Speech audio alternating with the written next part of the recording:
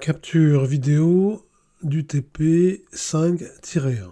Donc je vais créer un nouveau corps et je vais créer dans un premier temps la base. Donc je crée ici une nouvelle esquisse et pour cette esquisse, je vais choisir le plan horizontal XY. Donc dans un premier temps, je vais créer le contour à l'aide d'une polyligne. Donc je sélectionne la commande polyligne et je trace un premier segment horizontal.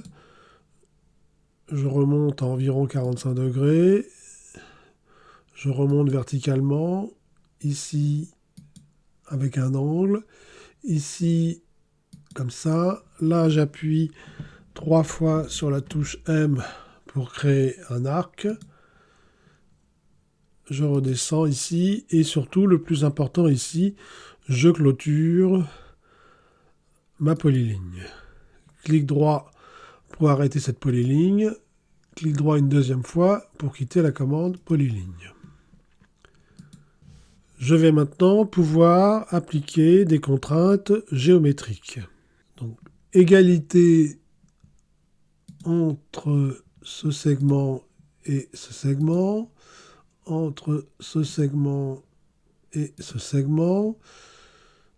J'ai ici une contrainte de perpendicularité entre cette ligne et cette ligne. Même chose de l'autre côté. Je vais maintenant fixer les angles. Donc ici, je sélectionne cette ligne, celle-ci, et je dois créer ici un angle de 60 degrés. Et pour cet angle-là,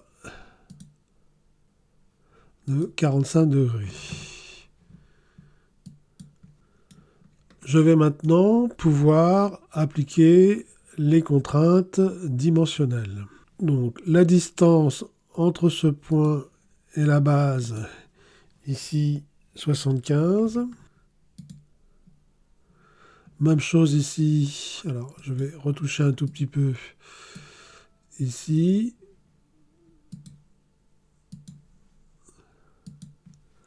« 75.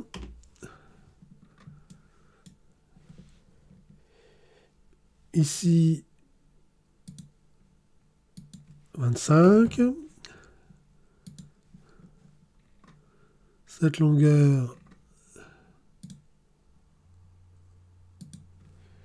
8. Le rayon ici, 12. Je vois que mon esquisse est pour l'instant entièrement contrainte. Je vais pouvoir rajouter le cercle. Donc, contrainte dimensionnelle pour le diamètre, 30. Donc, la position ici de 35. Et la position ici de 35. Je valide.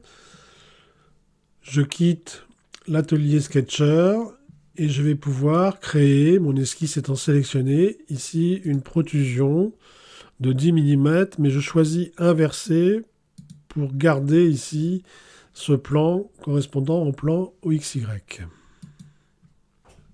Donc, je dois maintenant réaliser la paroi verticale. Donc, je sélectionne la face supérieure de la base et je crée une nouvelle esquisse. Je vais commencer par construire des géométries externes. Donc ici, je sélectionne la commande géométrie externe et je sélectionne ici les différentes arêtes dont je vais avoir besoin pour créer ma polyligne. Donc, je sélectionne la commande polyligne et bien sûr, je vais utiliser des contraintes de coïncidence avec les différents points. Donc ici, mon premier point, mon deuxième point, le troisième. Ici, j'appuie 3 fois sur la touche M pour avoir l'arc tangent. Ici, je vais appuyer 2 fois sur M pour avoir une liberté ici et pour avoir ici la contrainte de coïncidence. Contrainte ici de coïncidence. Je remonte. À nouveau 3 fois sur la touche M. Et puis pour terminer aussi, j'appuie 2 fois sur la touche M pour pouvoir clôturer facilement ma polyligne. Clic droit pour arrêter cette polyligne. Clic droit pour quitter la commande polyligne. Je vais maintenant pouvoir appliquer des contraintes géométriques. Donc ici, contrainte de parallélisme entre cette ligne et cette ligne, entre cette ligne et cette ligne, contrainte d'égalité ici entre cette ligne et cette ligne. Il me reste 1 degré de liberté, c'est la contrainte dimensionnelle de rayon, et ici j'ai un rayon de 4 mm. Mon esquisse est entièrement contrainte. Je peux quitter l'atelier Sketcher et je vais pouvoir créer une protrusion dont la hauteur est de 40 mm.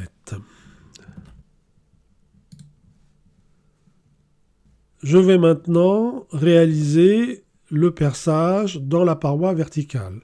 Donc, je sélectionne la face ici, je crée une nouvelle esquisse. Je vais avoir besoin d'une géométrie externe pour positionner ce cercle. Donc ici, je sélectionne la commande géométrie externe et je vais pouvoir maintenant créer mon cercle. Donc je dois fixer le diamètre ici, 20, et je dois fixer la distance entre ce point et ce point, horizontalement, 30,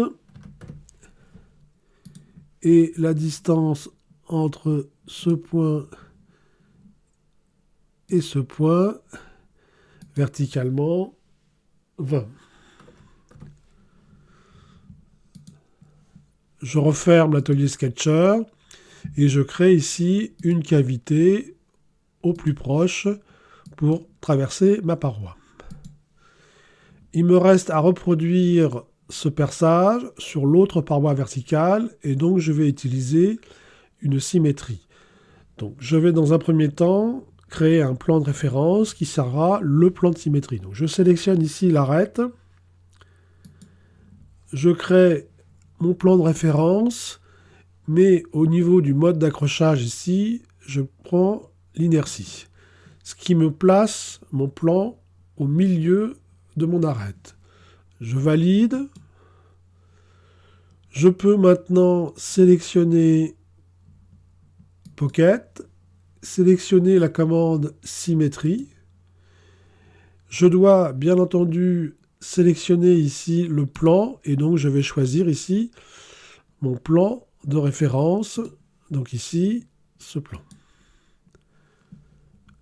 Je valide. Je masque ici le plan de référence. J'ai modélisé mon solide. Fin de la capture vidéo du TP 5-1.